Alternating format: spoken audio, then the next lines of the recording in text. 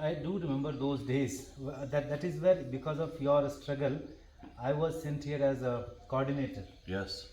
After maybe when you had spent a month or two.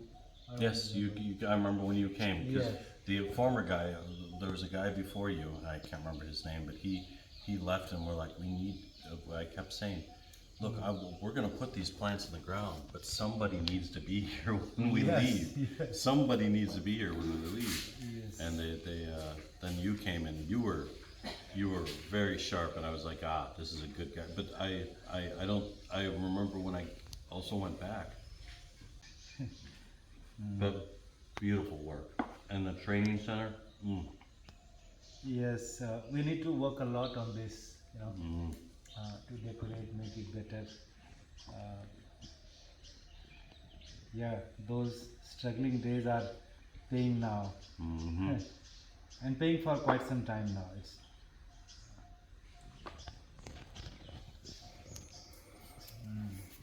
I do remember when we were here, we don't have even a place to sit.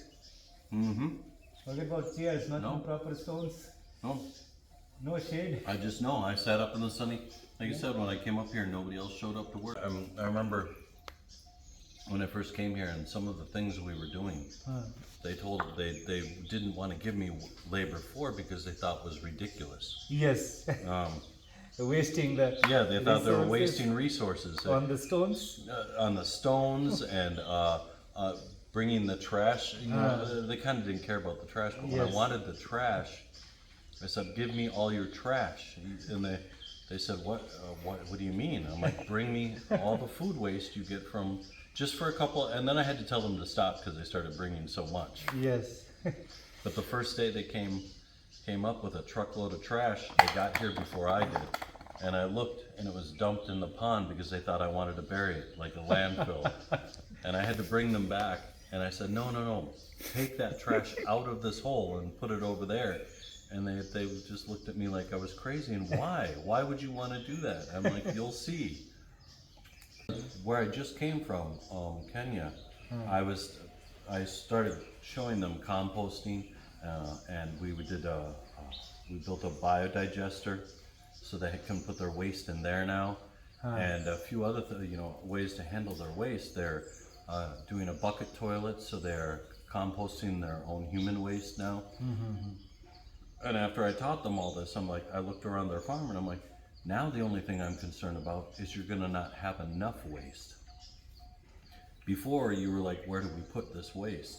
What do we do with it? And I'm like, from the future on, your biggest problem might be we need more waste because we need to feed our biodigester.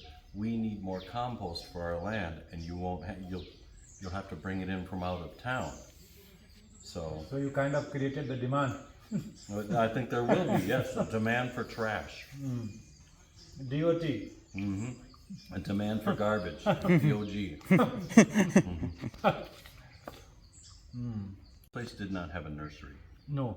I mean, this other place I went to did not have a nursery. You guys had a lot of trees available when I started. That was your biggest resources, was all the trees. Yeah, in the campus. Yes, in the campus. But where I came from, they have no trees available, so I'm trying to show them to start a small nursery and they can propagate these plants.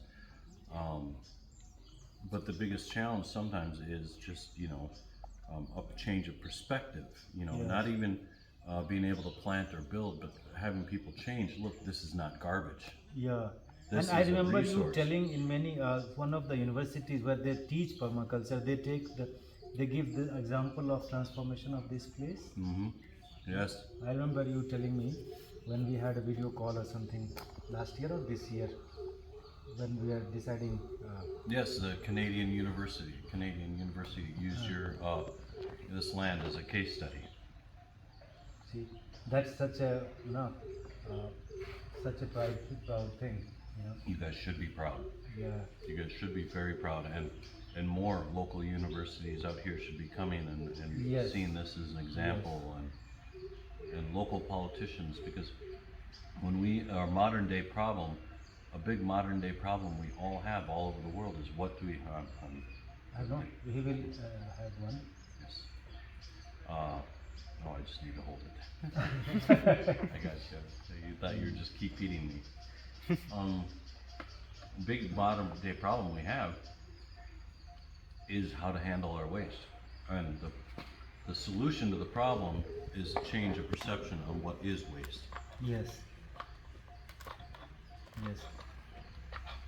We could generate a hell lot of awareness through whatever we do, like awareness programs, inviting schools and colleges to come here and spend some time, do some volunteering. So every week we receive at least a bunch of college students who have to do some hours of social activity, and they come here and they help us in doing this. And we also give them some awareness talks, what we do and why we do, and inspire them. In case you don't find a job, come over here. we'll make you In case they don't find a job, come here. I quit my job to come here. I keep quitting jobs to come here. That's what I do. Yeah, that too from U.S. Army. Yes, I quit that job and I came here.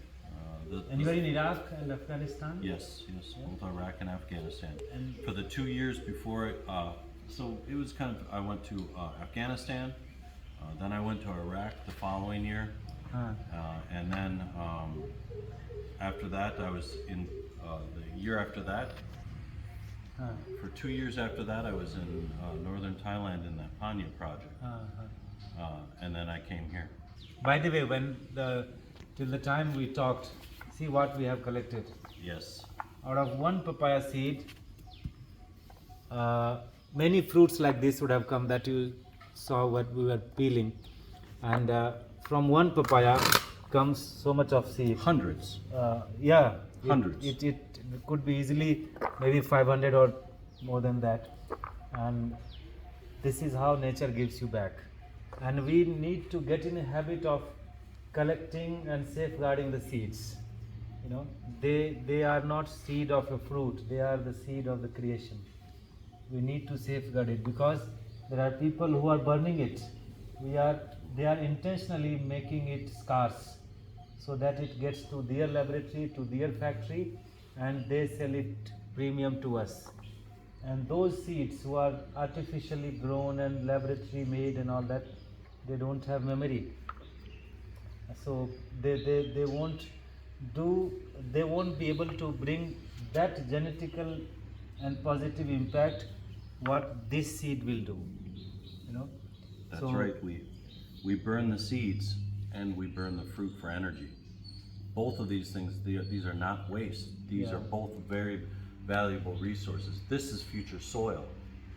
Yes. That is future food. This is future soil. And your soil feeds your food. Yes, soil feeds your food and food feeds you. So that is where in our program we make sure that we don't technically guide you what to grow. We do guide you how to grow, and that how to grow is all about making your earth more and more fertile, sustainably fertile, with less of the market induced or those things that you end up purchasing. Without that, how you can do this? It would be worth joining us anytime. And we have these kind of good people who have internationally traveled to teach and preach and practice permaculture. We welcome you anytime. Jai Guru.